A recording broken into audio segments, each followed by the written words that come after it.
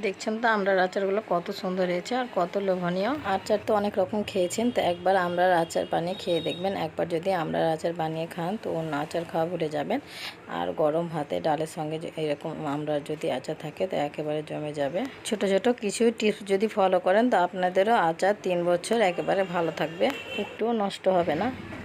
তো আজকে আমি আচার বানাবার জন্য এখানে আমি ফ্রেশ আমরা নিয়েছি, তো 250 গ্রাম নিয়েছি। তো আপনারা কম বেশি করে নিতে পারেন। তো আমি ভিডিও করার জন্য এটা 250 নিয়েছি। তো আমি আমড়াগুলোকে বোটা থেকে সব ছাড়িয়ে নেব। তো এই যে আমি আমড়াগুলোকে বোটা থেকে ছাড়িয়ে নিয়েছি। তো পরিষ্কার পানি দিয়ে আমড়াগুলোকে খুব ভালো করে ধুয়ে নেব। আর গোটা অবস্থায় আমড়াগুলোকে খুব ভালো করে ধুয়ে নেবেন। তো এই যে আমি আমড়াগুলোকে খুব ভালো করে গোটা অবস্থায় ধুয়ে নিয়েছি।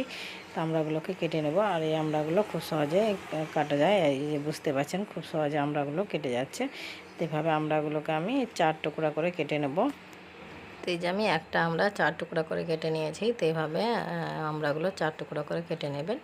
তো একই রকম করে আমড়াগুলোকে আমি 4 টুকরা করে কেটে নিয়েছি।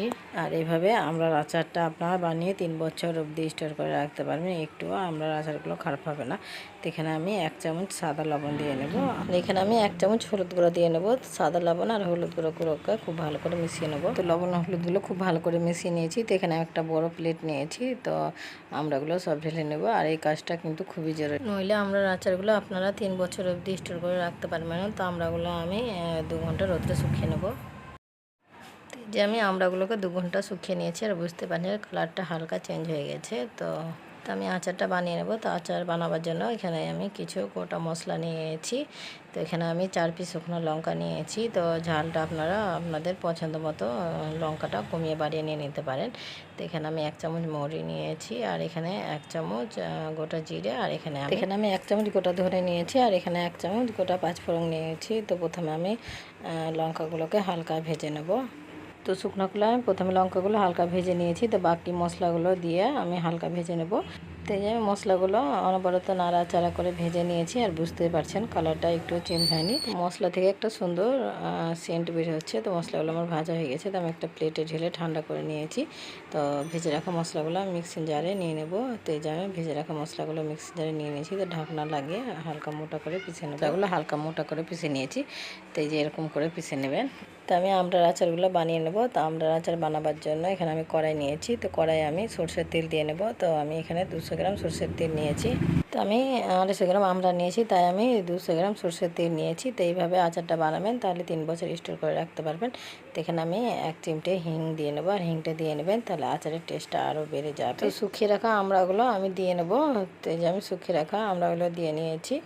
তো আমড়াগুলোকে দিয়ে আমি চুলার ফ্লেমটা মিডিয়ামে রেখে অনবরত নাড়াচাড়া করে প্রায় 5 মিনিট জাল করে নেব। শুকিয়ে রাখা আমড়াগুলো দিয়ে প্রায় আমি 5 মিনিট জাল করে নিয়েছি। আর বুঝতে পারছেন কালারটা হালকা চেঞ্জ হয়ে গেছে। তো এখানে আমি 1/2 চামচ গোটা কালো জিরে দিয়ে নেব।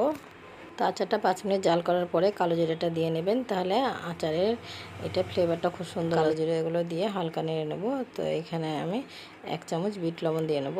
তো বিট লবণগুলোকে আমি হালকা নেড়ে নেব। তো প্রথমে আমি সাদা লবণ ব্যবহার করেছি, তাই আমি এখন আর সাদা লবণ ব্যবহার করব না। এখানে আমি ভেজে রাখা মশলাগুলো পুরোটাই দিয়ে নেব। মশলাগুলো আমি পুরোটাই দিয়ে নিয়েছি। তো খুব ভালো করে আমি মিশিয়ে নেব, দিয়ে আরও 3 মিনিট জাল করে নেব। আমার চ্যানেলে নতুন বন্ধু হলে প্লিজ আমার চ্যানেলটাকে সাবস্ক্রাইব করবেন, লাইক করবেন, কমেন্ট করবেন, কেননা আপনাদের একটা লাইক কমেন্টই আমাকে ভিডিও করতে মোটিভেট করবে। আর যারা আগে থেকে করে রেখেছেন তাদেরকে অনেক অনেক ধন্যবাদ। তো এই যে আমি আচারটা আরও 3 মিনিট জাল করে নিয়েছি। আর দেখছেন তো আচারের কালারটা পুরোপুরিভাবে চেঞ্জ হয়ে গেছে। তো এখানে আমি 2 চামচ চিনি দিয়ে নেব। তো এইভাবে 2 চামচ চিনিটা দিয়ে নেবেন, তাহলে আচারের টেস্টটা আরও বেড়ে যাবে। আর এইভাবে কিছু টিপসগুলো যদি ফলো করেন তো আপনাদেরও আচার একেবারে পারফেক্ট হবে। তো এই চিনিটা দিয়ে আমি খুব ভালো করে আরও 1 মিনিট জাল করে নিয়েছি। আর দেখছেন তো আচারটা কত সুন্দর হয়েছে আর কত লোভনীয়।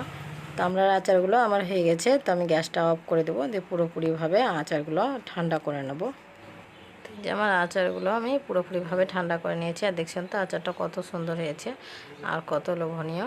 আর এভাবে আচার বানিয়ে আপনারা অনেক দিন অবধি স্টোর করে রাখতে পারবেন। তো আচারগুলো আমি একটা প্লেটে তুলে দেখাচ্ছি। তো আচারগুলো আমি প্লেটে তুলে নিয়েছি। আর দেখছেন তো আচারগুলো কত সুন্দর হয়েছে আর কত লোভনীয়। গরম ভাত আর ডালের সঙ্গে এরকম আমড়ার আচার যদি থাকে তো একেবারে জমে যাবে।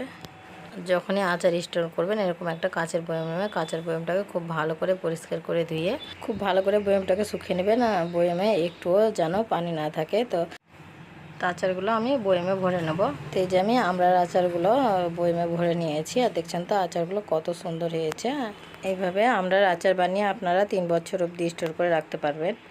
আমার এই আমড়ার আচারের রেসিপিটা যদি ভালো লাগে তবে লাইক কমেন্ট শেয়ার করবেন, আর আমার চ্যানেলটাকে সাবস্ক্রাইব করবেন, কেননা যখনই নতুন কোনো ভিডিও আপলোড দিব সবার প্রথমে আপনার কাছে পৌঁছে যাবে।